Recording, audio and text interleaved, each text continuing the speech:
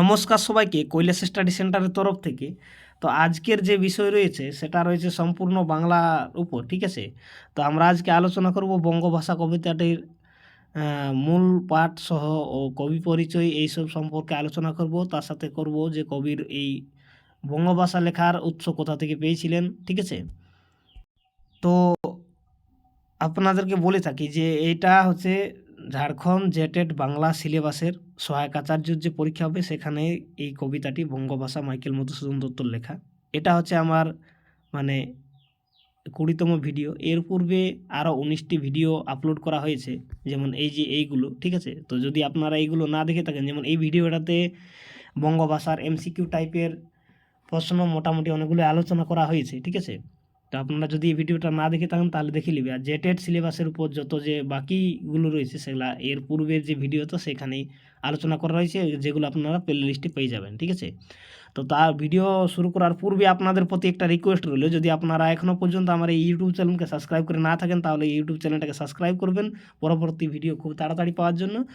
আর like করবেন, share করবেন, আর জানাবেন কমেন্টে যে ভিডিওটা কেমন লাগছে, ঠিক আছে। তো চলো ভিডিওটা শুরু করা যাক। তো এই যে আজকের যে আলোচনার বিষয় রয়েছে, তো মাইকেল মধুসূদন দত্তর প্রথমে আমরা জন্মটা জেনে নিই। যে জন্ম হচ্ছে তার 25শে জানুয়ারি 1824 সালে। তো যিনি এরকম সময়ই জন্মগ্রহণ করেন ঊনবিংশ শতাব্দীতে, ঠিক আছে। তো ঊনবিংশ শতাব্দীর অন্য শ্রেষ্ঠতম বাঙালি ও নাট্যকার প্রহসন রচয়িতা হিসাবে আমরা তাকে মনে করে থাকি। আর এটাও মনে করে থাকি যে বাংলার নবজাগরণের সাহিত্যের অন্যতম তিনি একটি গুরুত্বপূর্ণ ব্যক্তিও ছিলেন।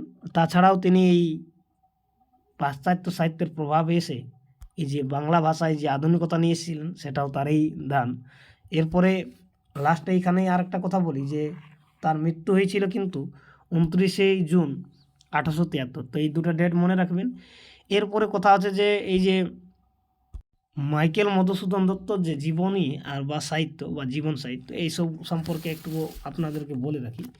তো আজকের যে বিষয় রয়েছে সেটা আপনাদেরকে বলা হয়েছে যে কবিতাটি হচ্ছে বঙ্গভাষা, সেই কবিতাটি নিয়ে আজকে আলোচনা করব, যেটি ওই যে জেটেড বাংলা সিলেবাসও রয়েছে। তাছাড়া অন্য অন্য রাজ্যে এই বঙ্গভাষা কবিতাটি অন্য অন্য সিলেবাসে রয়েছে, যেটা খুবই গুরুত্বপূর্ণ। তো চলো সবার জন্য এই ভিডিওটা রইল, ঠিক আছে। তো এই যে বাংলা সাহিত্যর কথা আমরা যেখানে বলছি, বাংলা সাহিত্যতে মাইকেল একজন বিখ্যাত কবি হিসাবে আখ্যা পেয়েছিলেন চিরকালের জন্য। এবং বাংলা সাহিত্য বা সাহিত্যের এই গুরুত্বপূর্ণ ব্যক্তি হিসাবেও আমরা এই মহান কবিকে পেয়েছি। বলা হয়ে থাকে যে পাশ্চাত্যের প্রভাবে আমাদের বাংলা সাহিত্যে যে আধুনিকতার প্রবেশ করেছে সেটি মাইকেলের হাত ধরেই এসেছিল। এটা আমরা সবাই জানি, প্রায় যারা বাংলা সাহিত্য পড়েছেন ওনারা তো জানেনই, যারা জানেননি তাদের জন্য এই ভিডিও। তো উনি অনেক কিছু বাংলা সাহিত্যে প্রথম জন্ম দিয়েছিলেন এটা বলা যায়, ঠিক আছে। আর যেগুলি বাংলা সাহিত্যে মাইকেল আসার পূর্বে পর্যন্ত মানে মাইকেল আসার পূর্বকাল পর্যন্ত ছিল না। যেমনটা কি, যেমন সনেট, সার্থক নাটক, সার্থক মহাকাব্য, এগুলো তো তারপরে আসে। প্রায় আপনারা সবাই জানেন যে 1850-এর পরে এই মোটামুটি 59-এ এই তার সার্থক নাটক আসে। তো তার পূর্বে তো তিনি বাংলা লিখতেন না, ঠিক আছে। তো আজকের এই প্রেক্ষাপটে সেই সবগুলোই আলোচনা হবে। তাছাড়াও এখন পর্যন্ত এই যে ওনার এই যে মেঘনাদ বধ কাব্য আজ পর্যন্ত বাংলা সাহিত্যে সাহিত্যিক মহাকাব্য হিসাবে আখ্যা পেয়ে আছেন। অন্য কেউ আসে এরকম সাহিত্যিক মহাকাব্য লিখতে পারেনি, ঠিক আছে। আজ এত বছর পার হয়ে গেছে তবুও। তো এ সম্পর্কে আরও কিছু বলি যে তার জীবন খুবই কিন্তু ছোটোবেলায় বৈচিত্র্যময় ছিল। ছোটোবেলা থেকেই তিনি পাশ্চাত্যের যে এই ভাবধারা, ঠিক আছে, সেই ভাবধারায় প্রভাবিত ছিলেন।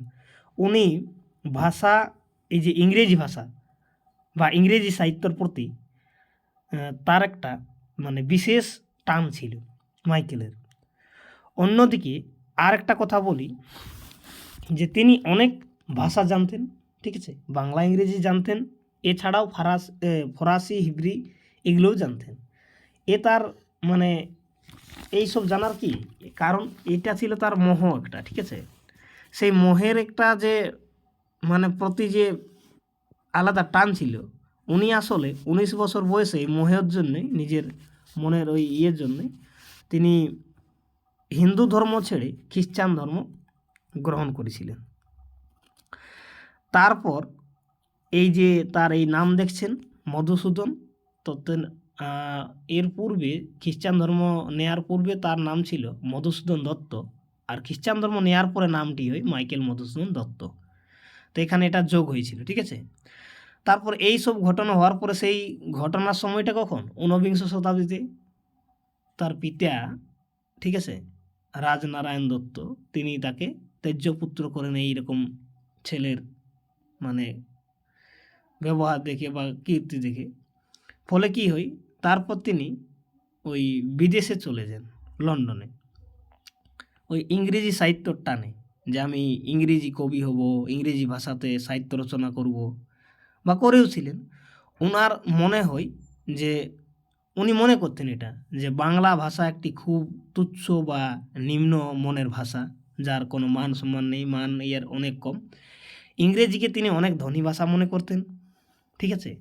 এটা ছিল তার নিজস্ব মানে মতামত, ঠিক আছে, বা একটা ভাব বা ইচ্ছা।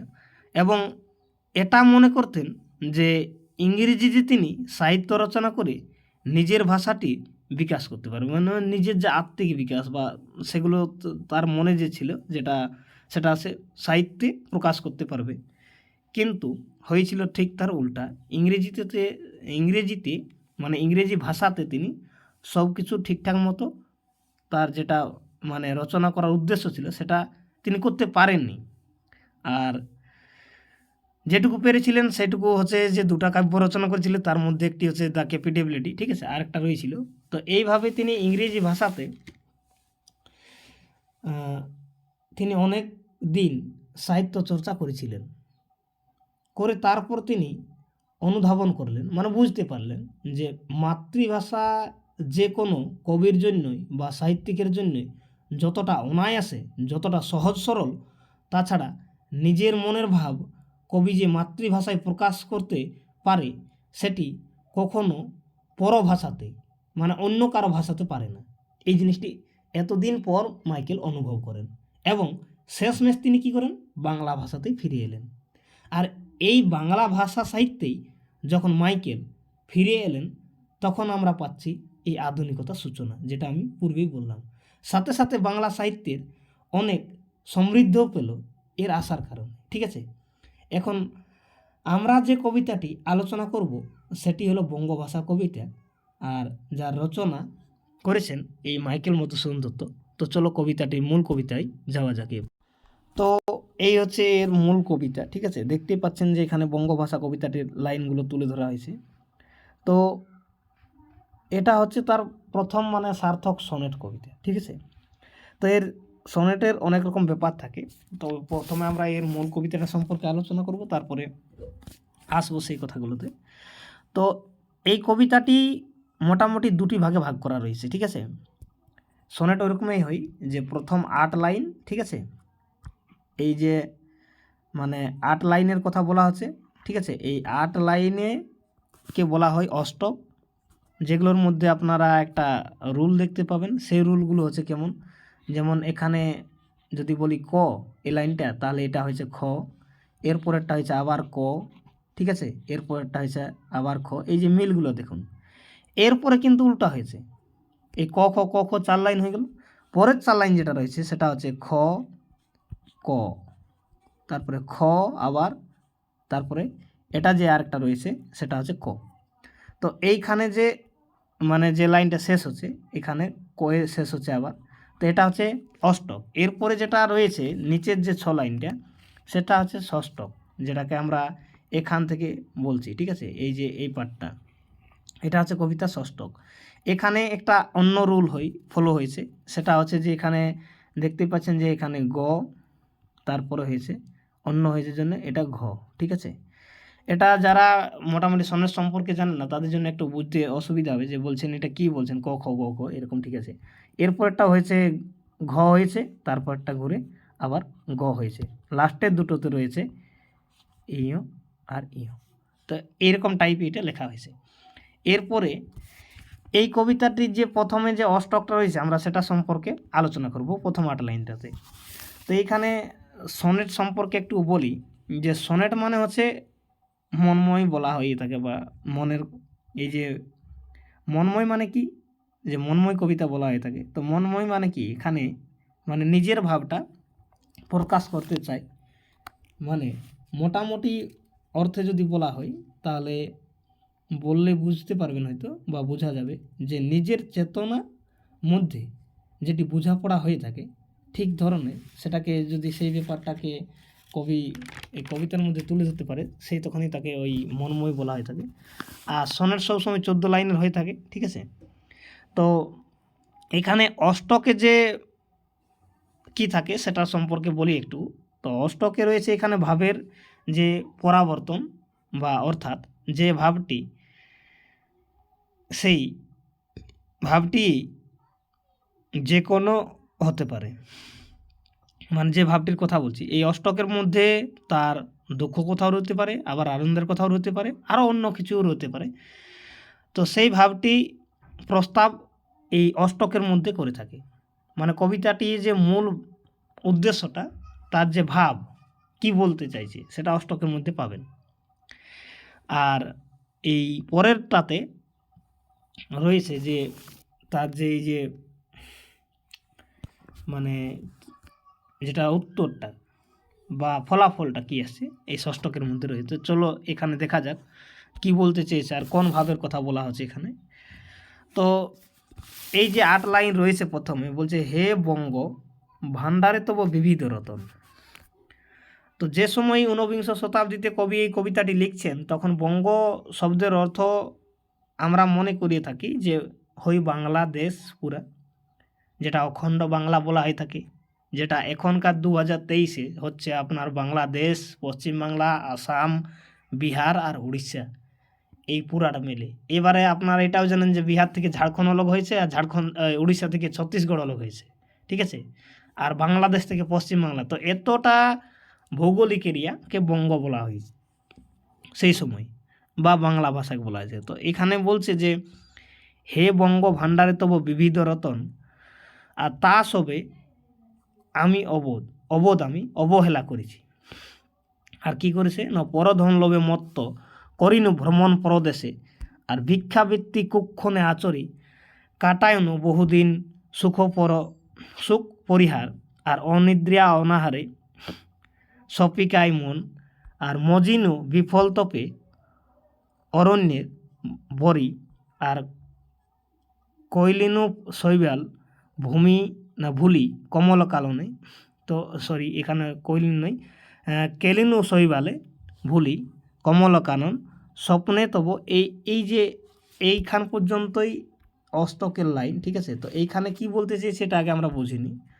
তো এই যে কবিতাটি রয়েছে যে হে বঙ্গ ভাণ্ডারে, মানে বলতে চাইছে যে কবিতাটির মধ্যে মাইকেল এই যে বঙ্গ ভাষা নিয়ে যে কথা বলেছেন, বা বঙ্গ সাহিত্য নিয়ে কথা বলেছেন, বা বাংলাকে তিনি কোনোদিনও মানে অতটা গুরুত্ব দিচ্ছেন না। এই জন্যে পরে যখন আসছেন তখন বলছে যে বাংলা যে এই যে সমৃদ্ধ, বা এটা বলতে বলতে তিনি আফসোস করছেন যে এই আমি এত দীর্ঘদিন আমার দেশ ছেড়ে, আমার ভাষা ছেড়ে, সাহিত্য ছেড়ে অন্য জায়গায় পড়ে আছি।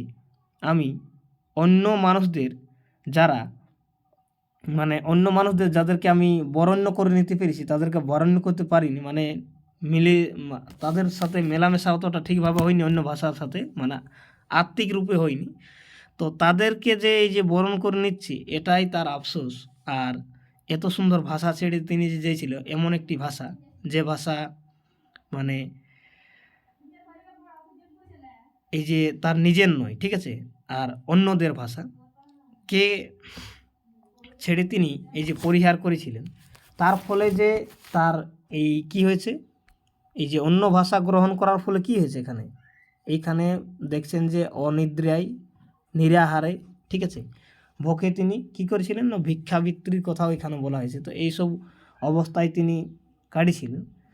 তো তারপরে শেষটাতে বলছে যে কী কুলক্ষণে। তো প্রথমটাতে যেটা বলা হয়েছে সেটা মোটামুটি যদি আমরা বলি যে সরল অর্থ কী হবে, ঠিক আছে, এই প্রথম যে লাইন 4টা রয়েছে, ঠিক আছে, যে হে বঙ্গ ভাণ্ডারে তব বিবিধ রতন তা সবে অবদামি অবহেলা করি পরধন লোভে মত্ত করিনু ভ্রমণ কোথায় না পরদেশে ভিক্ষাবৃত্তি কুক্ষণে আচরি। তো এইখান পর্যন্ত যদি আমরা এর সরল অর্থ বলি তাহলে এরকম হবে যে হে বঙ্গভূমি, তোমার বঙ্গ ভাণ্ডারে নানারূপ রত্ন আছে, আর সেই সবকে আমি অবহেলা করে পরধন লোভে মত্ত হয়ে কি কুক্ষণে ভিক্ষাবৃত্তি আচরণ করে পরদেশে ভ্রমণ করলাম। এটা তিনি নিজেই বলেছেন আসার পরে, ঠিক আছে। আর যিনি প্রথমকার জীবনে তাচ্ছ তুচ্ছল্য করতো এরকম, তারপরের যে লাইনগুলো রয়েছে সেটাই বলা হয়েছে। মানে এর যদি ব্যাখ্যা করা হয় তাহলে আর একটা এরকম বলা যাবে ব্যাখ্যা করলে যে কবি মাইকেল মধুসূদন দত্ত ইংরেজি ভাষা কবি হতে চেয়েছিলেন, এটা ঠিক। আর কবি নিজের ভাষাকে অবোধ বলেছেন, কারণ বাংলা ভাষার ভাণ্ডারে কত অমূল্য রতন আছে, কত সুন্দর এই ভাষা, তবু কবি একে অবহেলা করে পরধনে লুব্ধ হয়ে বিদেশে গিয়েছিলেন। আর পরের ধন লাভের এই চেষ্টাকেই কবি ভিক্ষাবৃত্তির সঙ্গে তুলনা করেছেন, এটা বোঝাতে চেয়েছেন। পরবর্তী যে লাইনগুলোতে হয়েছে সেটা হচ্ছে যে এর সরল অর্থ যদি দেখি যে কাটা ইউনু বহুদিন সুখ পরিহার অনিদ্রায়। তো এইখান থেকে যদি বলি তাহলে কথা হচ্ছে যে এই যে এই লাইনটা থেকে, ঠিক আছে, এই লাইনটা থেকে যে বহু সুখ ত্যাগ করে কাটাইলাম কোথায় অনিদ্রায় অনাহারে, দেহ মন সঁপিয়ে দিয়েছিল ইংরেজি ভাষার প্রতি। তাছাড়া তবুও কী হলো না সেটা বর্ণন করে নিতে পারেনি, বিফল তপস্যায় মগ্ন হয়েছিল। আর পদ্মবনকে ভুলে তিনি শৈবালে, মানে শৈবাল বলতে কি, শৈবাল বলতে মানে শ্যাওলা, ঠিক আছে, সেই পদ্মবনকে ভুলে শৈবালে যাই খেলা করেছিল, মানে কেলি করেছিল। এই যে এখানে লিখছে যে কলিনু শৈবালে, ঠিক আছে, তো কমলকাননকে ভুল করে এরকম করেছিল। তারপরে যে ঘটনাটা হয় এর যদি ব্যাখ্যা বলি আর একটু বলে থাকি যে ইংরেজি ভাষা কবি হবার চেষ্টায় কবির অনেক দিনের কষ্ট সহ্য করে কঠোর সাধনা করেছিল। এর ব্যাখ্যা যদি এরকম বলি এই পূর্বের যে 4 লাইনটা বললাম সেটা। আর এই প্রচেষ্টাকে কবি বলেছেন মানে বর্ণন করে নিতে পারেনি, কিন্তু কি হয়েছে অথবা আরেকটু শেষ লাইনটাতে বলছে যে পদ্ম ফুলে ভরা জলাশয়কে ছেড়ে মানে ত্যাগ করে সে শ্যাওলার মধ্যে যে খেলা করার সমান হয়েছিল অবস্থাটি। এবারে শেষের যেটা অষ্টক রয়েছে, মানে অষ্টক নেই ষষ্ঠকটা, এখান থেকে যে স্বপ্নে তব কুললক্ষ্মী দিলা পরে ওরে বাছা মাতৃকোষে রতনের রাজি, এই ভিখারি দশা তব কেন তোর আজি, যা ফিরে যা অজ্ঞান তুই যা ফিরে যা ঘরে। তারপরে শেষটাতে সে ওই মুক্তির কথাটা পেয়ে যে সুখটা পেয়েছে সেটা বলছে যে পালিলাম আজ্ঞা সুখে পাইলাম কালে মাতৃভাষা রূপে খনি পূর্ণ মণি জালে। তো এখানের এই যে ব্যাখ্যা সেটা বা সরল অর্থ যদি আমরা বার করি তাহলে এরকম হবে যে পরে তিনি স্বপ্ন পাচ্ছেন, ঠিক আছে, কোথায় পাচ্ছেন, কুললক্ষ্মীর কাছে। স্বপ্নে কি বলছেন যে ওরে বাছা মায়ের কোষাগারে কত রত্ন আছে, এই যে পরের লাইনটাতে বলছে, ঠিক আছে, যে কত রত্ন আছে, তবু তোর এই ভিক্ষাবৃত্তি দশা কেন আছে, ওরে অজ্ঞান তুই যা ঘরে ফিরে যা, এরকমভাবে বলতে চাইছি। আর এই দেশে আমি আনন্দের সঙ্গে পালন করলাম, ঠিক আছে, এই দেশের বলা চলবে না, এই আদেশটা, ঠিক আছে, এই আদেশটা সে কী করলো, কবি এখন মাইকেল বলছে যে এই আদেশটা আমি মানে আনন্দের সঙ্গে পালন করলাম। আর কালক্রমেই কী হলো যে কালক্রমেই নানান মণিতে পূর্ণ মাতৃভাষা মানে এই যে মণির কথা বলা হয়েছে না, পূর্ণ মণি চলে মাতৃভাষা রূপখানি সন্ধান পেলাম, যে এখানে এসেই তার ওই যে সাহিত্যের যে সমৃদ্ধ সেটি পেয়েছিলেন। আর এর যদি ব্যাখ্যা করে বলা হয় তাহলে বলা হবে যে বঙ্গ যে এই যে কুললক্ষ্মী বলা হচ্ছে এটা কে, তো এই কুললক্ষ্মীটা হচ্ছে মানে সাহিত্যের যে দেবী হয়ে থাকে তার কথা বলা হয়েছে, ঠিক আছে। তো স্বপ্নাদেশে কবিকে বললেন যে তার মায়ের ভাণ্ডারে যখন এত সম্পদ আছে, মানে বাংলা ভাষাতে এত সব সুবিধা আছে, এত সব কিছু আছে, আর তা কিছু ছেড়ে তখন কি করেছিল কবি, বলছে কেনই তোর ভিখার তুই আজকে, ঠিক আছে, ভিখারির মতো হয়ে আছি, আর ভাষায় পরভাষাই করে। তারপরে বলেছে যে তিনি যেন ঘরে ফিরে আসেন, আর এই আদেশ কবি আনন্দের সঙ্গে পালন করলেন ও মাতৃভাষার কাছে ফিরিয়ে এলেন এবং মণিজালে পূর্ণ মাতৃভাষা খানিকে আবিষ্কার করলেন, যার পরেই এই বাংলা সাহিত্যের আমরা দেখছি মানে এই আধুনিকতা এসেছে। তো মোটামুটি এরকমভাবে আলোচনা করলে এটুকু মানে বুঝতে আপনাদের হয়তো সুবিধা কতটা হলো আমি বুঝতে পারছি না, জানাবেন কমেন্ট করে। তো এই ছিল আলোচনা বঙ্গভাষা কবিতাটি। আর এর যেটা প্রশ্ন উত্তর বা যদি আপনাদের অন্য কোনো টাইপের আরও প্রশ্ন উত্তর প্রয়োজন হয়ে থাকে তাহলে কমেন্ট করে জানাবেন। এর পূর্বের ভিডিওতে আমি এমসিকিউ টাইপের আলোচনা করেছি। তো সবাইকে ধন্যবাদ ভিডিওটা শেষ পর্যন্ত দেখার জন্য। আর লাস্ট বার একবার বলবো যে আপনারা যদি এখনও আমার এই ইউটিউব চ্যানেলটাকে সাবস্ক্রাইব করে না থাকেন তাহলে চ্যানেলটিকে নিশ্চয়ই সাবস্ক্রাইব করবেন আর ভিডিওটা শেয়ার করে দেবেন ওনাদেরকে যাদের এই কবিতাটির প্রয়োজন আছে, ঠিক আছে। তো ভালো থাকবেন সবাই, আবার অন্য ভিডিওতে আপনাদের সাথে আলাপ আলোচনা হবে। জানাবেন এরপরে কোন কবিতাটির আলোচনা প্রয়োজন আছে আপনাদের সিলেবাস অনুযায়ী, সেটা আমি আলোচনা করে দেবো, ঠিক আছে।